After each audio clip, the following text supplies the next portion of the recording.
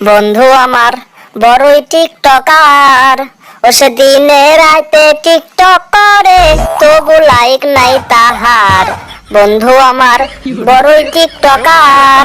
কেরে বন্ধু, আমি টিকটকার দেখে তুই আমার প্রতিবন্ধী করে অপমান করিস, আজকে আবার আমার দেখে দেখে তুই গান করছু, এটা কোনো কথা হলো?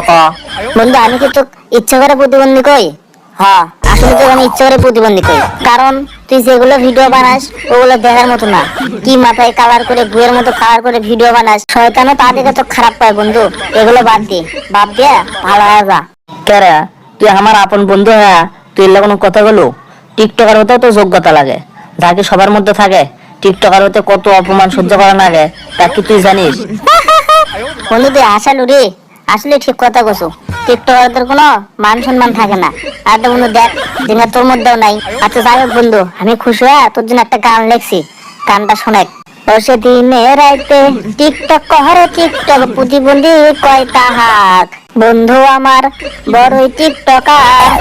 ওই তুই সেই থেকে আমাকে অপমান করেছু, আমি তো কিছু করছি না দেখে আমি টিকটক করা ছাড়ে দিচ্ছি, কারণ সামনে রমজান মাস আসছে, তার জন্য আমি ভাবিচ্ছি যে টিকটক করা ছাড়ে দেবো। কি কি করে তুই বন্ধু টিকটক করা ছাড়ে দেবো? কে তুই না হাকবার যাওয়া টিকটক করিস, আর তুই এখন টিকটক করা ছাড়ে দেবো? রমজান মাস এসেছে দেখে তুই টিকটক বানাবো? এটা কোনো কথা বলো? হ্যাঁ বন্ধু, আমি সত্যি সত্যি তো করছি, রমজান মাসত আমি টিকটক বানাবো না, আর যদি টিকটক বানাও তাহলে ভালো ভিডিও বানাবো বন্ধু। কেরা মানুষ তাহলে তো কি করি তাই জানিস? কবি টিকটক আর হাজি। ছোট ভাই, তোমরা এখানে কি নিয়ে আলোচনা করো আমাকে একটু বলবা?